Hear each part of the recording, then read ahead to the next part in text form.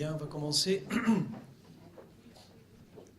Donc l'idée, c'était d'illustrer une des thématiques de Caliment autour de la substitution, je dirais, progressive des protéines animales par des protéines végétales dans les produits transformés, avec, en prenant un exemple d'un projet FUI qu'on a déposé fin 2013 et qui vient de commencer, là, il y a quelques mois, qui s'appelle Mythique. Donc voilà, c'est pas pour prendre des rendez-vous, enfin il y en a eu tout à l'heure, mais c'est pour essayer de commencer à introduire des ingrédients végétaux dans la filière viande et produits de charcuterie.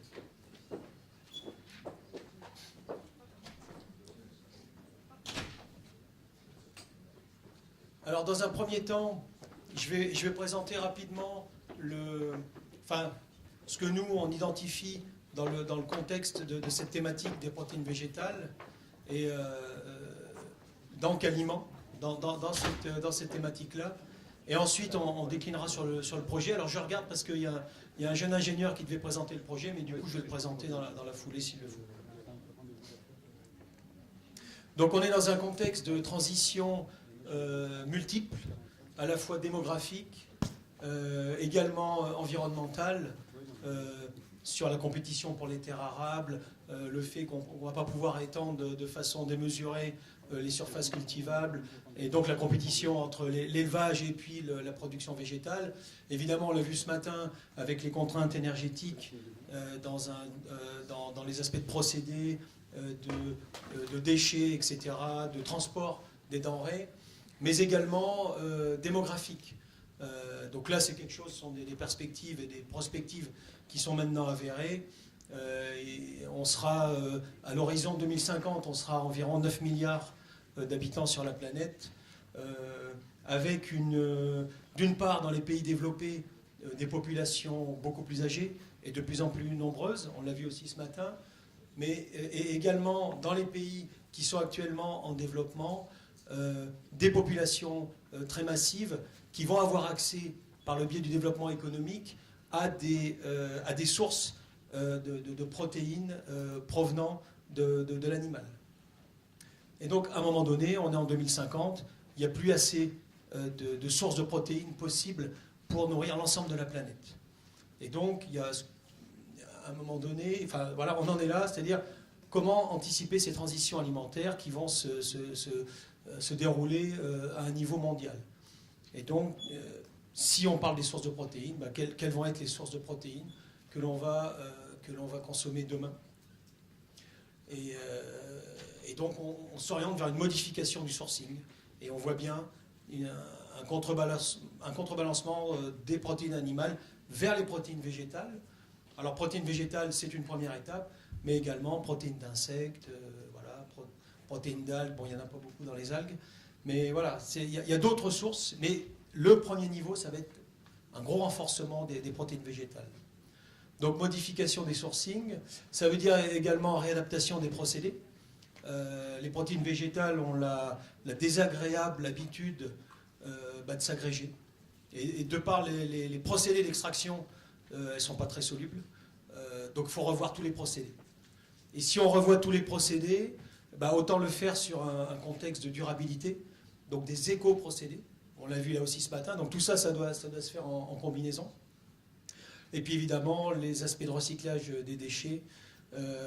Et si on adapte à la fois les procédés de transformation, mais également les procédés d'extraction, eh bien, il faut aussi... on va avoir des nouveaux coproduits qui n'existaient pas encore. Il va falloir essayer de les valoriser un peu mieux. Alors soit extraction de lipides, valorisation des protéines, vice-versa, mais également valorisation sur des aspects non alimentaires, sur les aspects matériaux. Donc évidemment, on voit bien cette contrainte et cette limite éthique qu'il peut y avoir, mais en termes de valorisation de coproduits, il va y avoir beaucoup d'actions à faire. Donc des défis scientifiques majeurs autour de la durabilité des systèmes alimentaires, donc en tout cas de ces nouveaux systèmes, tout au long de leur cycle de vie. Et donc l'idée, avec vraiment deux grandes cibles hein, qu'on doit vraiment faire en tant que chercheurs et industriels autour de l'agroalimentaire durable. C'est assurer pour l'ensemble de la population une alimentation protéique de qualité, avec effectivement une contrainte de durabilité au niveau de la planète, et également s'intéresser à des populations cibles, seniors, obèses, sportifs, etc. Et donc leur proposer des aliments pour répondre à des besoins spécifiques en protéines. Donc voilà un petit peu, cette diapo de contexte que je voulais présenter. Et puis sinon, on avait listé, alors là aussi on reste pour l'instant dans cette thématique donc aliments. Collectivement, on avait, et en séminaire et en discussion, on a un petit peu identifié les différents défis plus technologiques ou physico-chimiques qui nous attendent, et je dirais un peu plus ciblés. Donc on va commencer en haut à gauche, donc les aspects de sourcing par rapport à des enjeux qu'on peut appeler géostratégiques, c'est-à-dire nous, en Europe, quel type de protéines végétales il faut aller traquer, il faut aller chercher.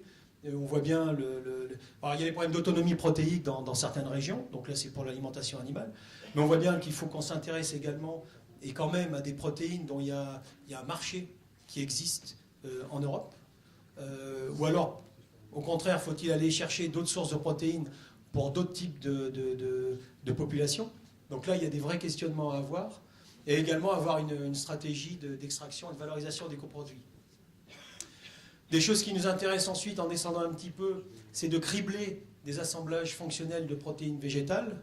Donc on a dit qu'elles avaient la propension à s'agréger, à s'assembler. Donc au départ, c'est un défaut.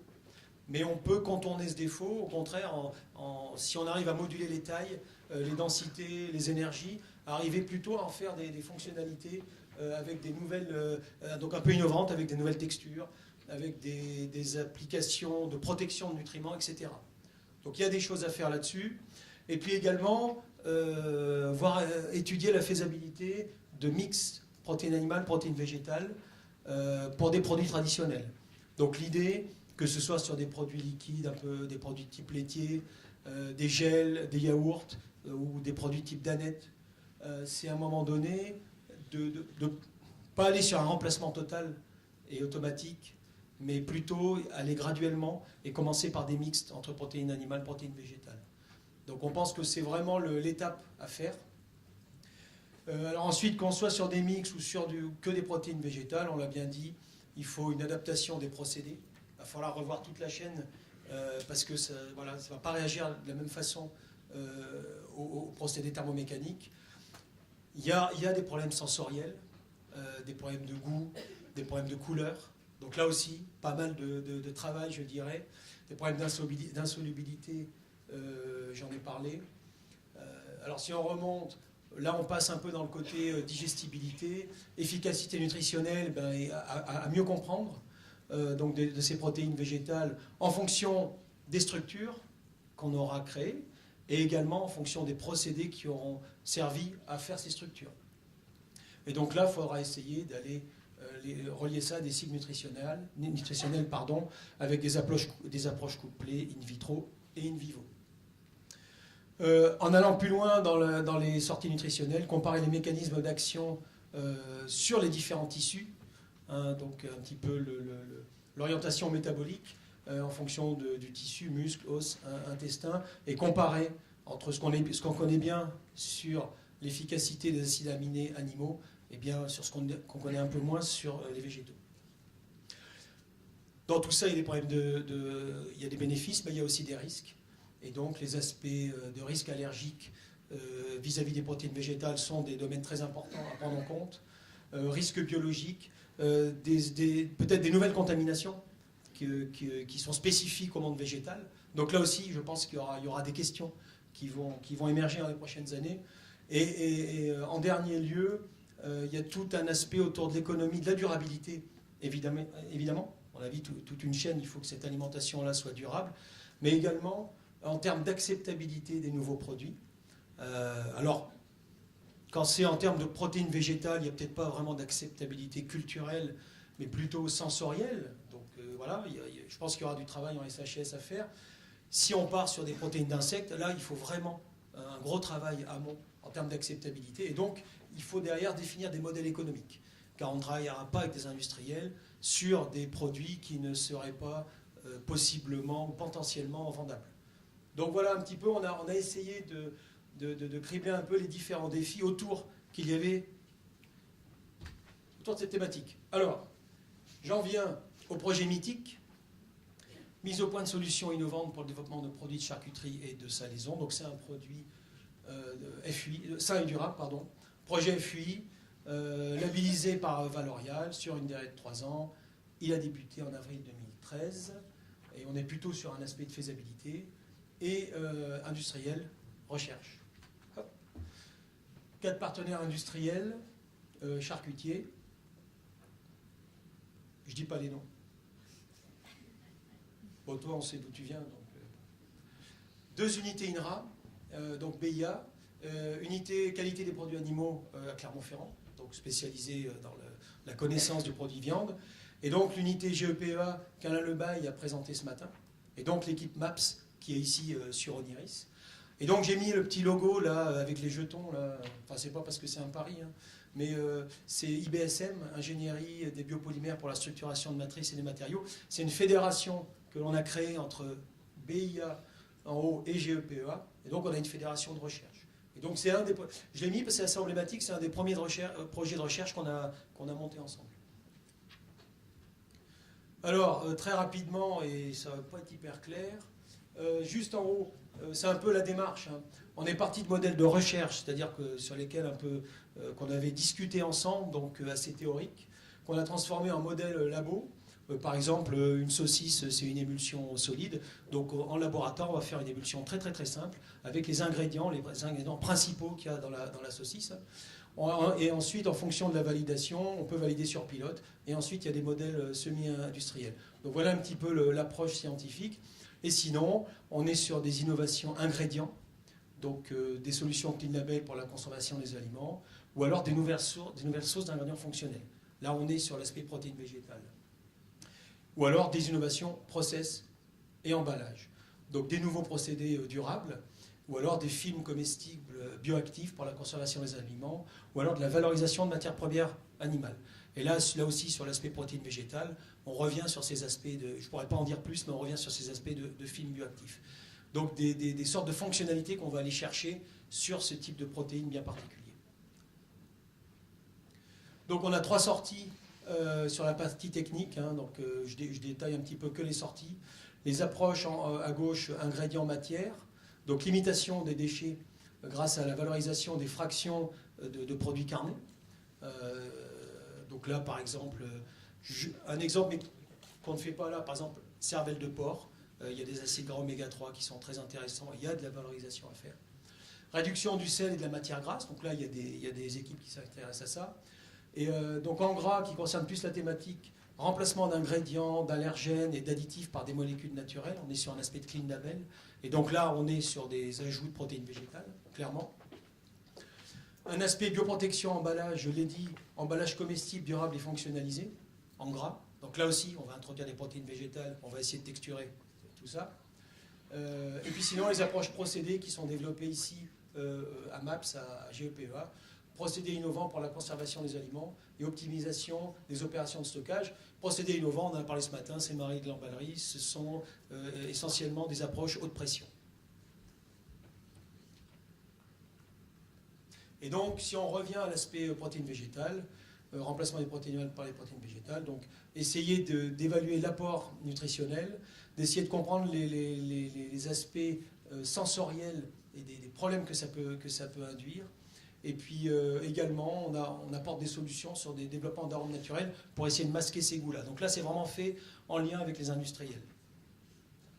Et puis sinon, je finirai par ça, développement de nouveaux emballages.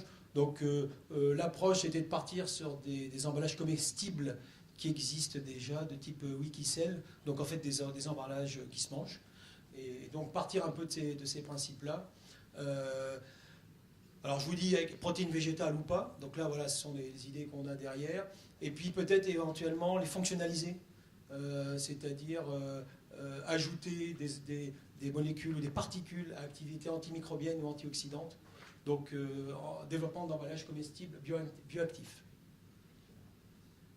Moi, j'ai fini là. Je vous remercie. Donc, je te passe le...